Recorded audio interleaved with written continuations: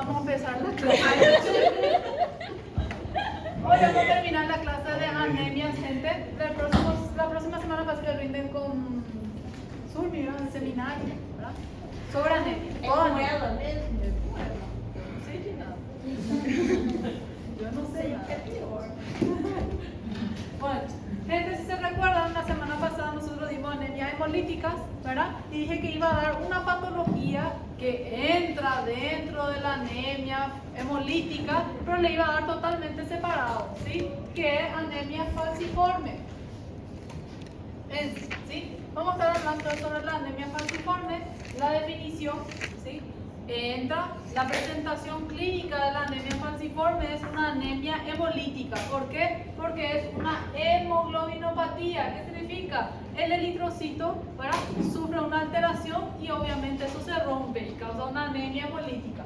Conjunto de alteraciones estructurales de la molécula de hemoglobina. Vamos a ver que hay una molécula alterada en la cadena de aminoácidos y va a haber una degradación o hemólisis por esa causa, ¿verdad?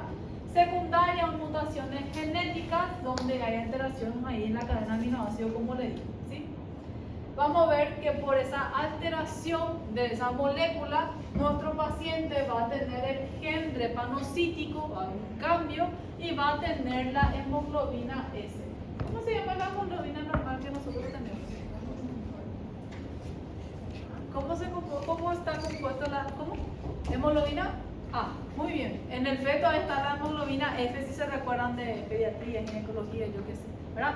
Pero normalmente los adultos tenemos hemoglobina A, pero estos pacientes que van a presentar la anemia falciforme van a tener la hemoglobina S, ¿sí? Nada más, esto es un eritrocito normal, bicóncavo, redondito, lindito.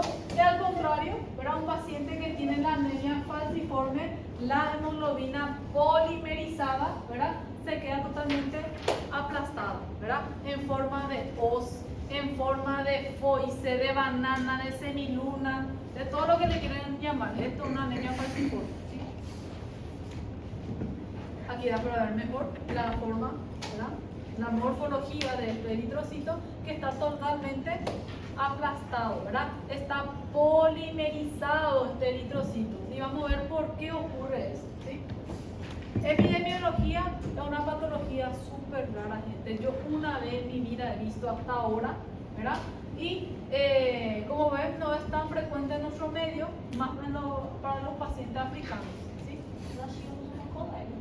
¿En serio qué tenía? De esta manera. En serio, ya no está más. Y ella hacía la patología. Ay, pobrecita. Bueno, Está vivo. ¿Ah? Está vivo. Está viva. Nunca más va a querer. Seguramente iba a estar, ¿verdad? Pero tiene sus crisis cada tanto, me imagino. ¿Verdad? Bueno, vamos a hablar de todas esas crisis. La fisiopatología de la anemia falciforme, le dije que hay una mutación de la molécula, de la cadena de aminoácidos, hay un cambio en la sexta cadena, como le dicen, ¿verdad?, del ácido glutámico a una valina, ¿sí? Hay un cambio. Y ahí, ¿qué pasa cuando hay ese cambio? El paciente pierde el ácido glutámico y ese eritrocito suele perder la electronegatividad, ¿sí? Aparte de eso, cuando pierde el ácido glutámico, tiene más interacciones hidrofóbicas anormalmente, ¿sí? Y la patología en sí es desencadenar. ¿Qué transporta el eritrocito? Oxígeno, ¿sí? El problema no está en el eritrocito oxigenado, el problema está en el eritrocito desoxigenado, que se queda más electronegativa todavía y ahí tiende a colapsar o a aplanarse, ¿sí? Entonces, el problema no está en la hemoglobina que transporta el oxígeno en sí, el problema es cuando no tiene ese oxígeno, ¿sí? Esto es la alteración, como dice, en la sexta cadena de la hemoglobina, ¿verdad? Hay la alteración del ácido glutámico con la valina, ¿sí? ¿Qué pasa cuando este paciente que tiene el trazo falcémico o tiene la anemia falciforme, la hemoglobina S, ¿verdad? ¿Qué hace cuando ya está una hemoglobina desoxigenada? Ellos suelen tendencia a agregarse. ¿Y qué pasa si todos esos eritrocitos se agregan en un vaso? ¿Qué pasa? ocluye, hay una isquemia, ¿sí? Hay una oclusión, ¿estamos? Trombo no porque no es plaqueta, ¿sí? Por eso una oclusión, ¿sí? La unión entre la cadena beta y S, la molécula, forma un polímero largo y rígido que forma la forma de Hoz en el glóbulo rojo y reduce la deformabilidad. Recuérdense que el eritrocito normal es blandito, es flexible. Este no, este es duro y rígido, ¿verdad? Y rígido sería, ¿verdad? Y obviamente es largo y ellos se agregan y van a ocluir un vaso. Les voy a mostrar la imagen, ¿verdad? Esto, ¿sí? Alteración de la forma de la hemoglobina S. Esto es normal de un eritrocito pasando por un vaso. Abajo está, por ejemplo, los eritrocitos polimerizados, ¿verdad? La hemoglobina S es oxigenada, se agrega y comienza a hacer una oclusión, ¿sí? ¿Qué pasa cuando el paciente tiene una oclusión de un miembro, de un vaso? ¿Qué siente el paciente? Dolor, gente. Por eso este paciente no va a venir por consultorio consultando por una anemia. ¿Por qué va a venir el paciente? De dolor. Llorando de dolor va a venir el paciente porque ellos hacen su crisis vasooclusiva, ¿sí? Así que no es tanto la anemia. Obviamente hay una anemia hemolítica, ¿verdad? Pero lo que más llama la atención de estos pacientes son el dolor, las crisis vasooclusivas, ¿sí? Ahí se lo. Alteraciones moleculares producen un fenómeno de polimerización en la hemoglobina desoxigenada, ¿sí? Muy bien. Y si yo realizo un frotis de sangre periférica, yo voy a observar lo que serían forma de media luna, en Hoz, en Foyce, en todo lo que ustedes le quieran llamar, ¿sí? Pero anemia falciforme, ¿sí? Entonces puede ver la alteración o la deformación de lo que sería el eritrocito. Alteración o la deformidad de lo que sería la hemoglobina, ¿verdad? Causa obstrucción. ¿Por qué causa obstrucción? Porque hay una hipoxia local, ¿verdad? ¿Y cómo el cuerpo entiende si hay hipoxia periférica? ¿Cómo entiende el cuerpo, el organismo? La médula ósea, ¿cómo entiende si hay hipoxia periférica? Ah, está faltando ¿qué? Tiene que llegar más eritrocitos. ¿Y qué hace el cuerpo? Libera más hemoglobina. Pero el paciente no tiene hemoglobina A. O tiene, pero no es todo hemoglobina A. Tiene predominio en la hemoglobina S. Va a producir más hemoglobina S. El paciente va a polimerizar más y va a tener más su crisis vasooclusiva. ¿Entienden? Hay extensión, hipoxia local. Va a liberar más hemoglobina S de lo normal y obviamente por ende va a causar más oclusiones. ¿Sí? Hipoxia, ¿verdad? Va a tener aumento en la formación de las células drepanocíticas, ¿verdad? Dijimos que ocurre hemólisis. ¿Quién degrada esos eritrocitos anormales? Puede ser intravascular como también extravascular, puede ser en el vaso, en el hígado. Recuérdense que los macrófagos del hígado y el vaso le va a mirar a ese eritrocito así finito y va a decir, este no es normal, le voy a destruir y voy a destruir. Ahí comienza la hemólisis, gente. ¿Qué voy a tener de manifestación clínica? Toda la manifestación de una anemia hemolítica. Hay hepatomegalia, splenomegalia, coluria, ¿verdad? Lo que sería ictericia. Todo eso va a haber también este paciente, aparte de las crisis vasooclusivas. Doutora, a hemólise é mais intravascular ou extra? Los dos, los dos. A veces sí que es más extravascular, más eliminación por el vaso y el paciente tiene un vaso enorme, ¿sí? Vamos a ver que sí tiene. Ese es mi paciente que yo le hablo, era un paciente de ¿cuántos años? 18, 19 años tenía. Recuérdense, es un paciente que tiene una enfermedad autosómica recesiva. El paciente va a tener manifestaciones clínicas desde que es pequeño, desde niño, ¿verdad? Y aparte de eso, ¿verdad? Depende del estrés que tenga, va a hacer su oclusión. Estos pacientes con anemia falciforme no es que todo el día tienen oclusión, gente. Tiene que haber un estrés o un estado donde requiera más oxígeno de lo normal para que polimerice, ¿sí? Y mi paciente era un carcelero, ¿verdad? Y que venía cada vez a internarse porque tenía dolores intensos, ¿verdad? Y aparte hacía una hemólisis extravascular, su vaso era 7 de grande, ¿verdad? Él tenía indicación de una esplenectomía, por ejemplo, en el caso de él. ¿Sí? Doutora, o paciente que sofre dessa anemia, se ele sofre trauma, ele vai ter essas crises dele, no caso, né? Probablemente todo lo que sería estrés que lleva al consumo mayor de oxígeno, ya sea sepsis, cirugías, ¿verdad? Infecciones, todo eso, ¿verdad? Aumento del metabolismo, exposición al frío, a las temperaturas extremas, todo eso lleva a la polimerización de este paciente. Factores que modifican la polimerización, ya dijimos, infecciones, ¿verdad? Ya sea herencia o infecciones contra el Plasmodium falciparum, pero gente, cualquier infección, ¿sí? Cualquier infección, ya sea de las vías aéreas superiores, gastrointestinales, piel y parte blanda, cualquier uno, ¿sí? Manifestaciones clínicas, ¿sí? No todos los pacientes que tienen el trazo falcémico o lo que sería la hemoglobina S va a presentar la enfermedad en sí. 33% van a seguir asintomáticos, ¿verdad? Y de los que tienen síntomas también, no es que todo el día van a estar con estos síntomas, solamente cuando tienen algún estrés, ¿sí? En los pacientes la mayoría de las veces cursa con periodos estables interrumpidos por las crisis. ¿Y cuáles son las crisis que presentan? La mayoría son 3, ¿verdad? Vasooclusiva, secuestro y aplásico, ¿verdad? Estos son. Primero, crisis vasooclusiva dolorosa, ¿sí? Síndrome torácico agudo, crisis aplásica, crisis de secuestro esplénico, hiperhemolíticas, ¿sí? Crisis neurológica y dolor abdominal. Todo eso son manifestaciones clínicas de un paciente con anemia falciforme, ¿sí? Bueno, el primero de ellos que más llama la atención, el paciente con crisis vasooclusiva.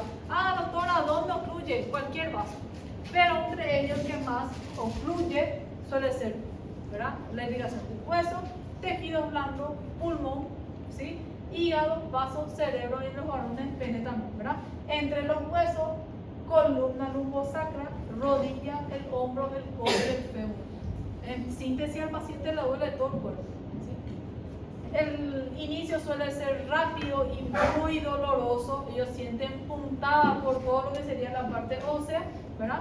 A veces, si no hay alguna infección, no hay muchos laboratorios que llamen la atención, aparte de su anemia y su anemia hemolítica, ¿sí? Otros datos, digo, ¿sí? Puede estar, si hay una isquemia, por ejemplo, en el miembro inferior, puedo tener sensación de sensibilidad local, eritema, hinchazón, que son signos inflamatorios, ¿sí? Por la isquemia, ¿verdad? Sabemos que cuando existe la oclusión de un vaso, se liberan las citoquinas inflamatorias, daño endotelial, y obviamente eso puede causar inflamación. Voy pasando. A veces causa isquemia de la médula ósea, y también dijimos que de los huesos, ¿verdad? Y hay que hacer diagnóstico diferencial con qué? Con osteomielitis, siempre, ¿verdad? ¿Y cómo hago el diagnóstico diferencial de una osteomielitis? ¿Qué le tengo que solicitar al paciente? Radiografía o quién sabe, una resonancia magnética. Y si es en rodilla, gente, una artrocentesis para hacer el diagnóstico diferencial, ¿sí? Como suele ser con los desencadenantes, factores ambientales, infecciones, fiebre, deshidratación, temperatura extrema o dolor por otra causa. Todo eso puede exacerbar mi cuadro y hacer una crisis vasooclusiva. Acá le pongo, dependiendo lo que viene mi aspirado, con lo que sería aspirado de la articulación, artrocentesis, ¿verdad? Voy a obtener algún gérmenes que yo debo cubrir, entre ellos salmonella, estáfilos, ¿verdad? Y neumococo. Tratamiento. Gente, este tratamiento es de iniciar lo básico, ¿sí? ¿Qué debo hacer? Mi paciente viene con crisis dolorosa. Primero, reposo. Segundo, hidratación. ¿Por qué le tengo que hidratar al paciente? ¿Por qué le tengo que hidratación? Ah, porque tem que fazer um sorinho. Para ajudar. Não? O que yo estoy intentando hacer? Concentração de Hemodilución, para intentar que esa oclusión se deshaga por aumento del flujo, ¿sí? Por eso tengo que hacer una hidratación vigorosa. Tercero, si hace falta, dijimos que la hemoglobina desoxigenada es el problema. Si el paciente está desaturando o necesita oxígeno, yo le tengo que oxigenar al paciente. Y obviamente el paciente tiene dolor. Entonces tengo que manejar el dolor dependiendo del nivel, ¿verdad? Inicio primero con lo que sería AINES, después subo la escala con los opioides, ¿sí? Voy.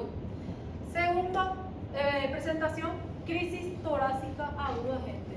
La mayoría de los pacientes que presentan esta crisis torácica aguda, diagnóstico diferencial con todo lo que sería dolor torácico dependiendo de la localización, pero no tiene una presentación como un IAN, ay, dolor precordial, como irradiación, no. Suele ser más dolor pleurítico. ¿Con qué debo hacer mi diagnóstico diferencial? Una neumonía. O quién sabe, un derrame pleural. O, gente, esa neumonía o el derrame pleural me puede exacerbar mi cuadro de crisis de dolor torácico agudo, ¿sí? Daño pulmonar desencadenado por 3 grandes factores, dijimos, infecciones, neumonía entre ellos. Derrame pleural también puede ser, embolia, médula ósea grasa, no tanto, secuestro intravascular eritrocitario también frecuente, ¿sí?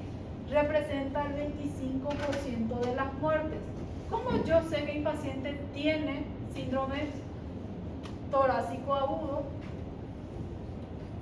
Esto, gente. Ahí ponen ejemplo de un paciente que consulta en el hospital por una hipoxemia, ¿sí? Por esa hipoxemia, quién sabe, por una neumonía, derrame pleural X causa, ¿verdad? Mi paciente el primer día tiene una radiografía de esta forma. Acá no hay condensación, acá no hay derrame. Pero esta hipoxia desencadenó mi crisis oclusiva. ¿Qué hizo? Comenzó a haber mi crisis oclusiva y polimerización. Con esa polimerización que yo activo, hemólisis. ¿Cierto o no es cierto? Va a comenzar a hemolizar, va a comenzar a hacer la adhesión en lo que sería a nivel endotelial, causando más oclusión. ¿Qué puede causar todo eso a nivel pulmonar? Puede causar una infección, ¿sí? Puede causar una trombosis, tromboembolismo, como también un infarto pulmonar. Todo eso es consecuencia de la vasoclusión. Y obviamente, posterior a todo eso, la imagen cambia. ¿Qué cambió de esta imagen a esta imagen? ¿Qué le parece que cambió? ¿Qué cambió? ¿Qué hay en bases? ¿Hay infiltrado? ¿Acá había? No. ¿Quién sabe? ¿Un derrame pleural o una condensación? Ahí acá parece una condensación, ¿sí? Así que puede ser un infarto pulmonar o también una neumonía, ¿sí? Entonces, son cosas que cambian. ¿Y cómo yo voy a saber que es un síndrome doloroso torácico? El paciente ingresó así. Después que va a tener alteración posterior a unos días, en la radiografía, en la tomografía, en lo que sea, ¿sí? Aparte va a tener síntomas y signos de una insuficiencia respiratoria. Ustedes ya dieron medicina interna 1, no voy a repetir lo que sería síntomas y signos de una insuficiencia respiratoria, ¿sí? El paciente va a tener una insuficiencia respiratoria. Aparte de eso, todo lo que sería si es por una infección. ¿Ok? Y obviamente, si empeora esa mi insuficiencia respiratoria, mi paciente va a requerir obviamente oxigenoterapia o quién sabe, un manejo de vías aéreas, un ARN, ¿sí? Muy bien, voy. El tratamiento inicial de un síndrome torácico agudo, ¿verdad? Primero, control del dolor, porque el paciente va a tener mucho dolor por esa crisis oclusiva. Segundo, líquido endovenoso, pero ojo, para no causar edema u pulmón por una sobrecarga, ¿sí? Tercero, oxígeno, obviamente si está desaturando, está en una insuficiencia respiratoria, ahí va a depender de la gravedad de la insuficiencia respiratoria, ¿sí? Si va a ser por cánula nasal, mascarilla o va a tener que estar intubado. Antibiótico terapia, sí. ¿Por qué? Porque siempre suele estar asociado a una infección. Entre ellos, cepa de tercera asociado a un macrólido. Transfusión sanguínea. ¿A quién yo iría a transfundirle? ¿A quién iría a transfundirle? Hemoglobina mayor o igual a 7, ¿sí? A ese paciente. Encima el paciente está hemodinámicamente inestable, tiene que tener transfusión. ¿Sí? Menor o igual a 7. ¿Sí? Tercero, la anemia falciforme se puede asociar a una crisis aplásica. ¿Por qué? Porque hace una vasooclusión, ¿verdad? Va a disminuir el nivel de hemoglobina, obviamente, por cese abrupto de la eritropoyesis. Suele ser transitorio. ¿Qué significa? Esa anemia aplásica dura de 7 a 14 días más. Bueno, ¿cómo yo voy a saber que mi paciente está haciendo una aplasia medular? Si yo digo que aplasia medular, ¿dónde está mi falla? En la médula ósea. Mi reticulocito, ¿cómo van a estar? Disminuido, ¿verdad? Entonces, si yo encuentro anemia más una anemia regenerativa, yo tengo que sospechar una anemia aplásica. ¿Qué más produce la médula ósea? Aparte de eritrocitos, de la hemoglobina. ¿Qué más produce? ¿De qué? Plaqueta y neutrófilos, los leucocitos, ¿cierto? Una anemia plástica tiene disminución de las 3 series celulares. ¿Sí? Los 3 series celulares van a estar disminuidos. Las causas en este medio suele ser más frecuente el virus por parvovirus B19, pero puede ser cualquier otra infección también, pero el más frecuente es parvovirus B19, ¿verdad? Aparte de lo que sería su anemia, va a tener, por ejemplo, infecciones recurrentes, sangrado por la plaquetopenia. En este caso yo le tengo que hacer transfusión. ¿De qué? Depende, ya sea plaquetas, hemoglobina o lo que sería estímulo de las unidades colonias formadoras. Muy bien, voy. Secuestros clínicos, gente, ¿verdad? Van a decir, ahí está con un secuestro clínico. El vaso está secuestrando eritrocitos, está degradando o está reteniendo en su interior porque hay una éstasis de eritrocitos. ¿Cómo yo voy a ver eso? Agrandamiento agudo y doloroso del vaso, ¿verdad? Debido al atrapamiento intraesténico de los glóbulos rojos. ¿Qué va a hacer el vaso? Va a intentar degradar, pero tan mucho que están polimerizados dentro del vaso, él se queda en éstasis y obviamente causa una isquemia y por eso le duele al paciente, ¿verdad? El vaso se queda doloroso. En este caso, obviamente, por la hemólisis que va a causar el vaso también, va a haber una caída de la hemoglobina. Está causando una anemia hemolítica extravascular, ¿verdad? Obviamente va a estar asociado a la reticulocitosis porque mi médula ósea está funcionando en este caso, ¿sí? No como en la plástica. Y puede haber una trombocitopenia asociada, ¿sí? El cuadro clínico del paciente con anemia falciforme que presenta un secuestro clínico, debilidad, palidez, disnea, hipotensión rápida, distensión abdominal, ¿verdad? Por la esplenomegalia. ¿Y por qué causa el shock hipovolémico? ¿Por qué el paciente se va a morir de shock hipovolémico? Porque le falta líquido. ¿O por qué?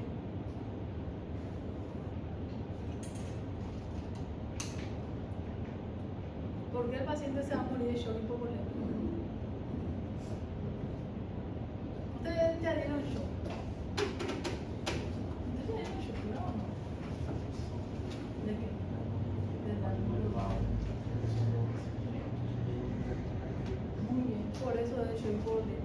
Mi paciente está haciendo hemólisis. ¿Entienden? Por eso va a ser shock hipovolémico. ¿Y qué le tengo que dar? Líquido entonces. ¿Qué le debo dar? ¿Qué le tengo que dar? Líquido. Sangre. Muy bien. ¿Verdad? Entonces le tengo que transfundir. Porque si yo no le transfundo, mi paciente va a morir de un shock hipovolémico. ¿Sí? Entonces hay que saber por qué y qué hacerle al paciente porque va a morir de usted. ¿Sí? Muy bien. Tratamiento, transfusión.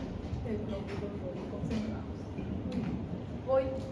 Después, crisis hiperhemolíticas, obviamente, ya sea hemólisis intravascular como extravascular, va a iniciar cuando hay infecciones, exposición a fármacos, secuestros clínicos ocultos, reacciones a la transfusión. Ojalá que no tenga reacción transfusional de tal paciente, ¿verdad? Se va a hacer dieta ya. Se va a presentar como fiebre, dolor, evidencia de hemólisis. Ya dijimos cuáles son las clínicas o síntomas y signos de la hemólisis. No voy a repetir. El más temido de todas las vasooclusivas. Si dijimos que cualquier vaso puede ser ocluido, ¿por qué no puedo ocluir allá arriba? Puede, ¿verdad? Muy bien. Hay dos tipos de accidentes cerebrovascular. Ustedes todavía no dieron neuro, pero van a ver que se dividen en dos grandes: isquémico y hemorrágico. Isquémico ya es fácil de entender porque hay una oclusión. Pero ¿por qué el hemorrágico? ¿Por qué causa hemorragia? ¿Qué hacía el eritrocitos polimerizado? Se adherían al endotelio vascular, ¿cierto? Cada vez que ellos se despolimerizan, igual hicieron esa agregación al endotelio. ¿Qué hace? Daño endotelial. Si eso perpetúa, presenta una crisis, después presenta otra crisis, va dañando una y otra vez hasta que ese endotelio se ponga frágil y se rompa. Y si se rompa, ¿qué pasa? Aún se ve hemorrágico. ¿Estamos? Entonces, se dice por la prevalencia que el isquémico es más frecuente en niños y adolescentes, y en adultos, por ese daño repetitivo del endotelio, ¿verdad?, puede causar el hemorrágico. Doctora, ¿cuál es el peor, isquémico o hemorrágico? Hemorrágico depende del tamaño, ¿verdad? Porque es quirúrgico. El isquémico isquemizó, quién sabe, depende del tamaño también, ¿verdad? Va a que isquemizó toda la cerebral media y te queda así un hemisferio cerebral. No sé, ¿verdad? Bueno, ¿cómo se presenta mi paciente que tiene ACV? Porque yo creo que sabe cómo cuando mi paciente hace ACV. Ahí el famoso que nos mueve una media red, nosotros le decimos, ¿no? Tiene hemiparesia, ¿verdad? Facio, braquio, crural. Todo lo que tiene una hemiparesia. Entonces, puede tener, ¿verdad? ¿Por qué ocurre la alteración? Ya dije, por una hipertrofia, hiperplasia, la íntima medial, estrechez de la luz por la oclusión y tortuosidad creciente por ese daño endotelial que suele causar. ¿Cuáles son, verdad, los vasos o la arteria que van a ocluir? Arteria, las carótidas, cerebral, anterior, media y posterior. ¿Sí? Manifestación clínica en un ACV. Gente, todavía no estábamos neuro, no le iba a preguntar así, manifestación clínica de un ACV, ¿verdad? Pero hemiparesia ya dijimos, ¿sí? Hemiparesia facio, braquio, crural, ¿sí? Las convulsiones focales, disfunción de la marcha y del habla. El paciente tiene una afasia, ya sea de compresión o expresión, van a ver el semestre que viene. Si es hemorrágico, el paciente antes de tener ese sangrado ya te da un pródromo, por ejemplo, tiene dolor de cabeza intenso antes de sangrar. Dolor de cuello, vértigo, síncope, nistagmo, tosis, náuseas, fotofobia, todo eso va asociado al ACV hemorrágico, ¿sí? A veces puede ser hemorragia subaracnoidea también, en el espacio subaracnoideo, no intraparenquimatoso. El próximo semestre. Yo sé que te van a amar neurología, porque la ACV o lo que sería hemorragias se dividen. Hay hemorragia intraparenquimatosa, subaracnoidea, lo que sería hematoma, epidural, subdural y todo más, ¿sí? Próximo semestre. Ok. Crisis neurológicas, ¿verdad? El manejo. Gente, acá realmente primero protegemos ¿dónde? Cerebro. Entonces primero se hace manejo del cerebro agudo, como se decía anteriormente, o neuroprotección fisiológica, ¿verdad? Hidratación, ¿verdad? Manejo si es que hace falta para que mi paciente tenga una buena perfusión a nivel central, le tengo que transfundir, ¿verdad? Mantener por lo menos 10 de hemoglobina y tengo que mantener por lo menos saturación mayor a 95. Este no es por la anemia falciforme, es por el ACV, ¿sí? Para proteger mi cerebro, ¿sí? Primero cerebro y después mi anemia.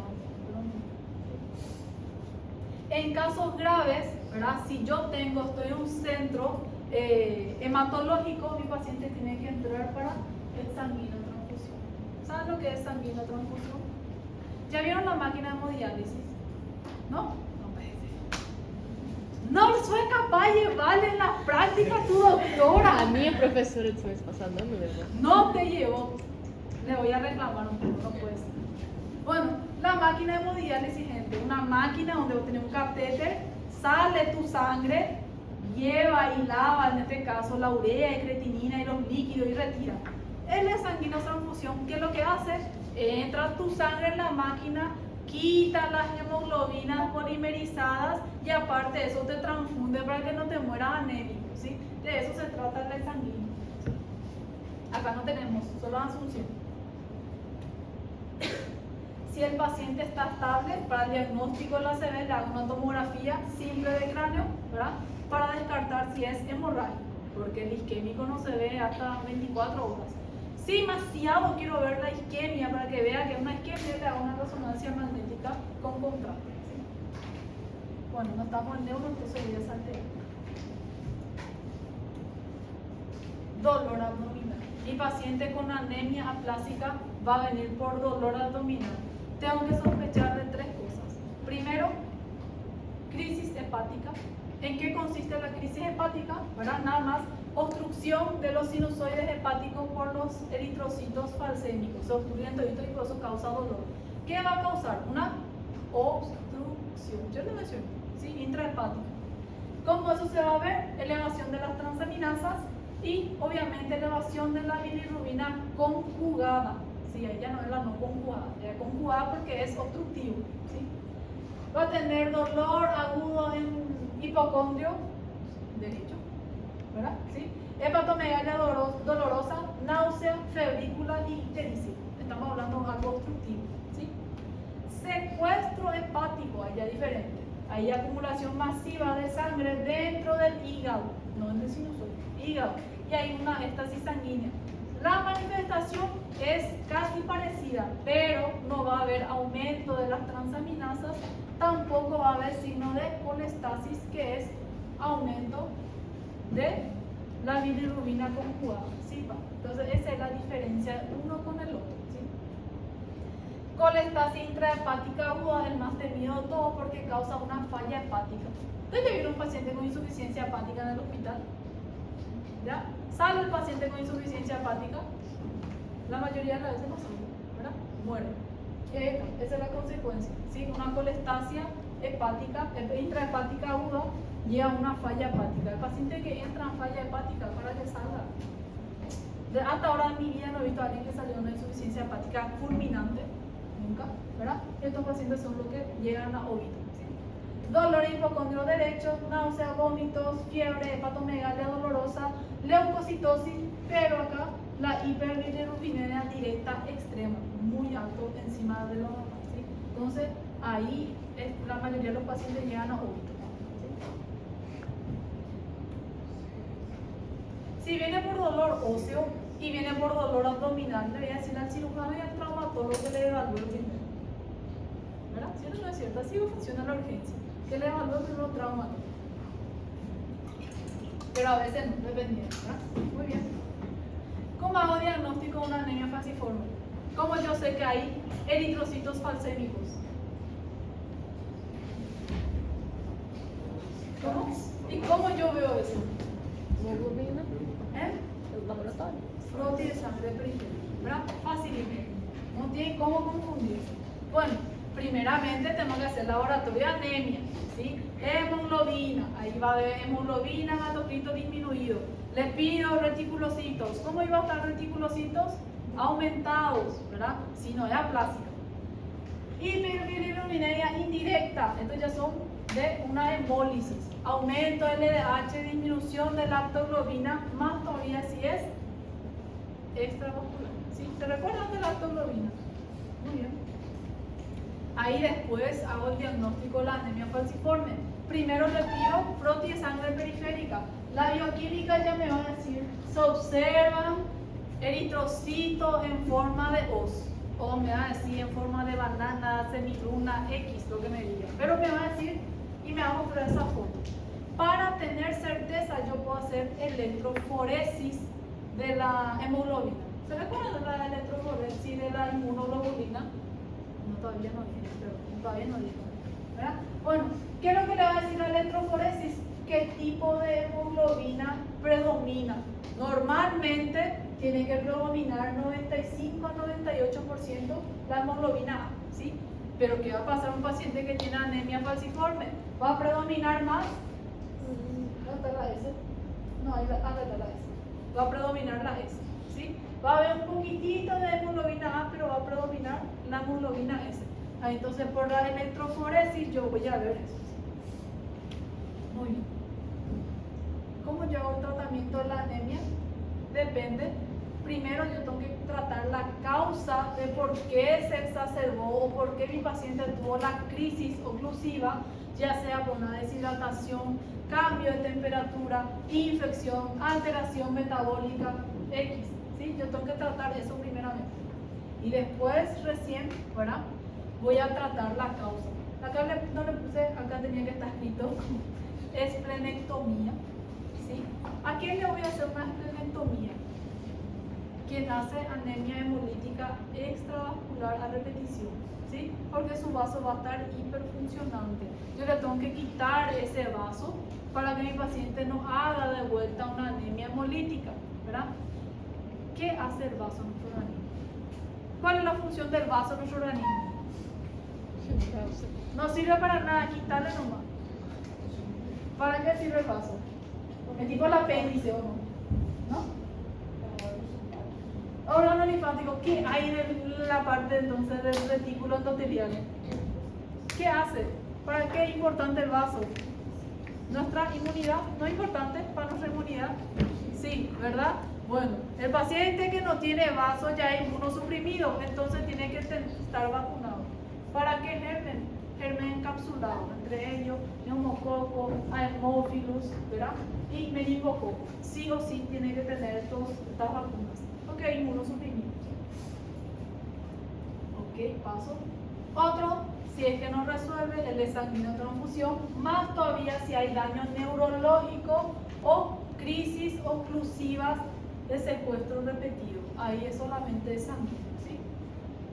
Óxido nítrico, vía oral, mejora para disminuir la polimerización, un poco por lo menos, y se puede ver lo que sería trasplante de médula ósea, ¿sí? Para dejar de producir la hemoglobina S.